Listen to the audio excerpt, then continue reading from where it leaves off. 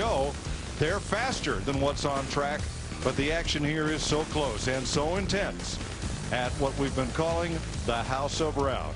Find ways to volunteer or make donations that go to support our troops.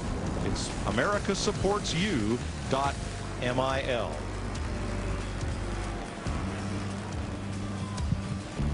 From fast planes to fast cars, Budweiser, official beer of NASCAR, proud sponsor of the Budweiser Pole Award, given to the fastest qualifier at each NASCAR Nextel Cup Series race. Today's Bud Pole Award goes to the Rocket, Ryan Newman.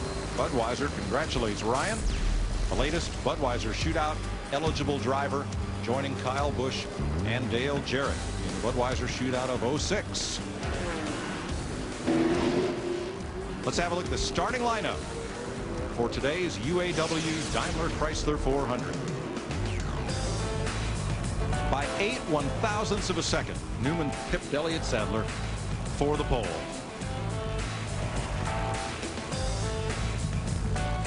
And as you have a look through the starting grid, let's go down to our Ford cutaway car. Thanks a lot, Mike. We always like to illustrate for the viewers something that may come into play, Jeff. And of course, on the Las Vegas Strip, comedian David Brenner performing, a guy known for his comedy and his nose. How will the noses, and particularly for some of the manufacturers, come into play in today's race? Chris, one thing you want to do today, you want to make sure you get the right amount of tape on the grill so you can get all the downforce on the front of this car as much as possible to grip those front tires. But one thing you got to worry about here today, with all this wind blowing around, is debris getting on this grill. Tear-offs from other guys getting on this grill, all of a sudden the tape you're running becomes a negative instead of a positive. The car could run hot. You've got to be watching out for that. And with this wind today, it's really going to be a big concern for a lot of these teams. Speaking of running hot, a lot of talk about Dodge's maybe having some cooling problems in particular. Well, the new nose they've got right today has got a recessed upper grill area, and the rubber's getting trapped up in this area, clogging it up. And even if it's not a piece of debris, the rubber itself is building up on the screen and making a lot of these cars run hot. You'll notice today they've got a lot more open on the bottom than they've ever had before. So be watching to see if these guys have problems. It's always difficult in Las Vegas to keep your nose clean. Let's go back up to Mike. I don't even have a follow-on line for that, Chris, but there's a look at Ryan Newman's Dodge with the tape and the little orange liftoffs there, and some tape being removed from Tony Stewart's grill during pre-race. Darrell Waltrip joins us to call today's race. And Darrell, Larry and I spoke earlier about resource management and how to keep that car in position to win by racing the racetrack. Talk about the driver's role in that, would you? Listen, when that gate flies open, I'm like a thoroughbred. I'm coming out of there and I'm going to go running as hard as I can go. And what I'm going to hope is my car handles good enough that my tires will be good until I get back in the pits again and get me 4 more fresh ones and take it to them one more time. That saving stuff, I'm not a big fan of that. You work on the car, I'll drive it, and we'll be there at the end. Okay, thoroughbred. We only get a few opportunities to adjust this race car. You got to work with me like Jeff Hammond was talking about Dale Earnhardt Jr. pre-race. You have to be concise with the information you give me because we don't get that many opportunities to adjust on this car. What do you tell me? Work with me? You don't have to work against me. That's right. All right, we're going to have Chris send out for more oats as we join Dick Berggren. Good bet to win today's race. These fellas work for Jimmy Johnson. You might consider betting on him because this is one of the best pit crews in the business. And Johnson is on a roll. Won the shootout at Daytona, 5th in the 500, 2nd at California. Fast here in every practice session. Car number 48. Watch it today. He's a good bet. Steve? Well, Dick, Tony Stewart has 3 straight top 5 finishes here at Las Vegas Motor Speedway, but this team admittedly struggled at Fontana 2 weeks ago, a racetrack with similar characteristics. As an organization, not just as a team, as an organization, they went back to the shop and made wholesale changes. We're about to find out if they work here today. Jeannie? Well, a lot of talk in the garage about donations made at nearby casinos, but nobody has given like Scott Riggs over $100,000 at the track. That's because he's on his way to using his 3rd engine. They found a seal leak, so they decided to make the change since he was going to be at the back of the track. Oh, by the way, he is not feeling well. Had to go for some IV this morning. Matt? As pole sitter Ryan Newman brings the field down the backstretch, his teammate Rusty Wallace starts back in 21st. Now, although the car was a little free during the final practice session, he felt the car was very comfortable. Rusty rolling in with a lot of momentum. 4 top 10 finishes in the last 5 races. He feels like he's got a good shot to win today. Mike?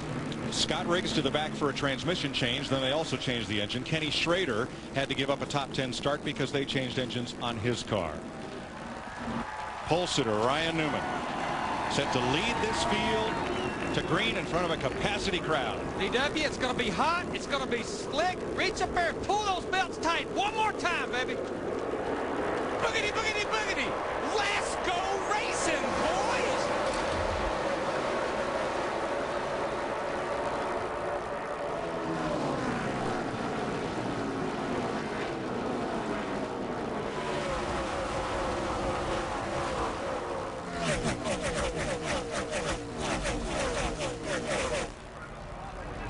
Dick Berber talking to pre-race. These guys, 26 race schedule. They want to lead this first lap. Somebody wants to lead it. Get those 5 bonus points for leading early. Greg Biffle, he wants to do it quick here. It's going to be a drag race to lead lap 1. Got it. Greg Biffle.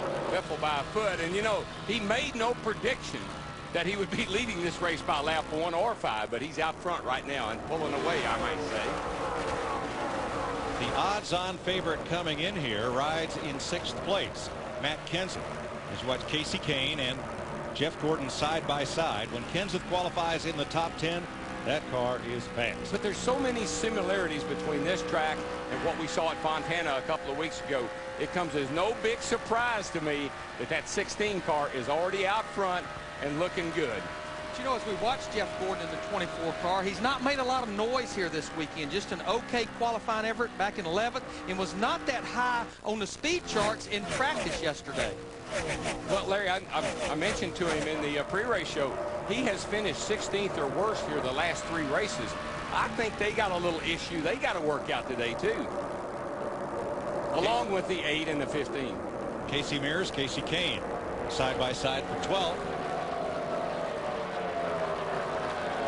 And that's what I love about this racetrack. We saw this yesterday in the Busch race. There really is no preferred groove. You know, you would think it'd be right around the bottom, but you see Casey Kane in the 9, one groove up off the bottom, prevailing through turn 1 and 2. One thing about it, if you can get that outside to work, if your car will work there, you pass a lot of cars. Everybody fights for the bottom. Well, the fellow who's had to pass the most is Kevin Harvick. He started 42nd after his qualifying time was disallowed. Pulls up on Dale Jr. He has climbed from 42nd to 27th. 15 positions in 4 laps. You know what I'd have done to Harvick and them? I'd have said, okay, guys, you got to start the race with the amount of fuel you got in your car now after qualifying. 3rd place to the defending Nextel Cup champion, a fellow who just 7 short years ago, now driving that 97. Kurt Busch was fixing water mains at night for the city of Las Vegas so he could race on weekends, and he has risen to become champion of this sport. He's on the move, but his brother Kyle Busch in the 5 car, he's on the move as well. Qualified back in 10th, and he's up there battling for the 5th position right now. Going back to Kurt Busch in the 97 car, I talked to his crew chief this morning, Jimmy Finning, and they were struggling a little bit yesterday because Kurt was wanting to be that thoroughbred. He wanted to be fast right off the bat, but they knew the setup they had would be good for the long runs, just like Mark Martin's Busch car yesterday. That's when the old crew chief has to say, trust me. And then the driver's got to say, okay, I'm going to trust you. But Harvick completes the pass on Dale Jr. Moves him up to 26th. Kurt Busch pulling down on pole sitter Ryan Newman, who runs 2nd to Greg Biffle. The outside pole sitter, Elliott Sadler, has dropped back to the 5th spot as Busch completes the pass for 2nd. Steve, anything wrong with Sadler? Yeah, what he's saying, Mike, is he's way too tight in the middle of the corner, and he's way too tight when he gets on the throttle. He ran the Busch race yesterday, and he told me right before today's race that he learned a lot yesterday. Mostly, he learned what not to do when they make adjustments to this race car today. Dick? Newman has just radioed his pit and told him he's a bit tight in turns 1 and 2, a bit loose in turns 3 and 4. So he's dropped back from his pole position where he started the race. And that's typical Las Vegas. The more rubber gets down on the racetrack, the cars will turn less and less. I tell you, the car I like, the car just moved into 3rd place. Travis Quaffle, he looks mighty racy today, and that car is right around the bottom, and he's coming forward. Had a good qualifying run on Friday, qualified 6th.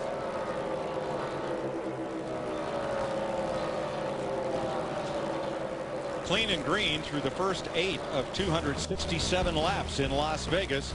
Greg Biffle picking up where he left off 2 weeks ago, out in front. A big crash in turn number 1.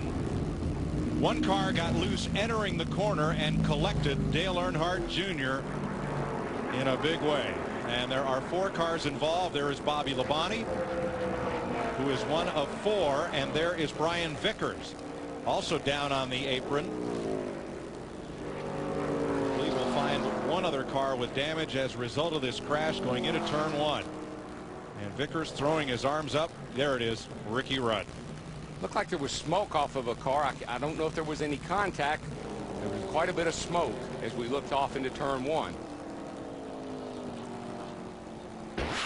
Entering turn 1, lap 13. Oh, yeah, there was smoke, all right. That was a hard lick. It really was, and boy, Junior just tried to move up a little too quickly and caught the back of Vickers' car. I'm sure what he was thinking.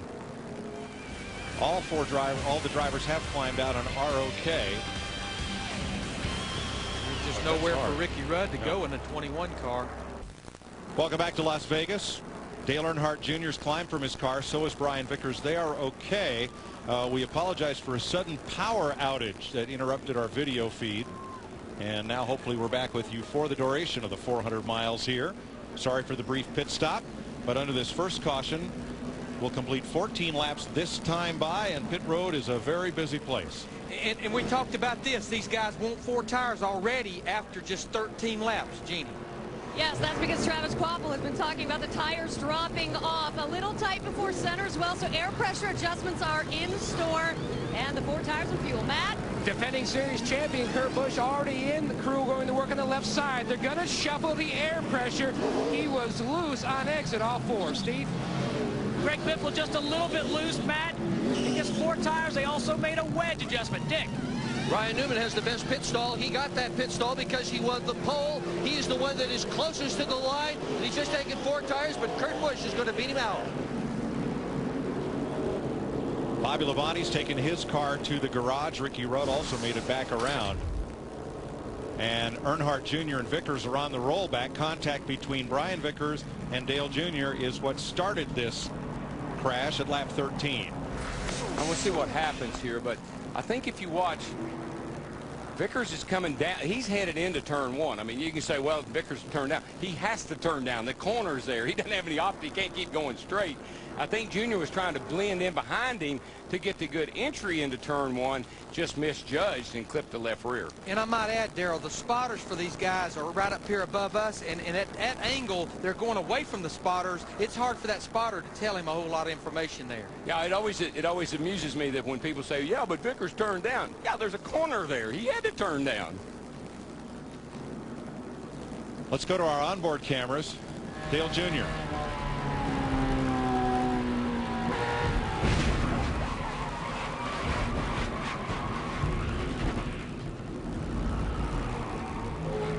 And now we've seen where Lady Luck rides with Rusty Wallace. Clear, looking no clear. In front of you, in front of you. Good job. Good job. Good job. Keep coming.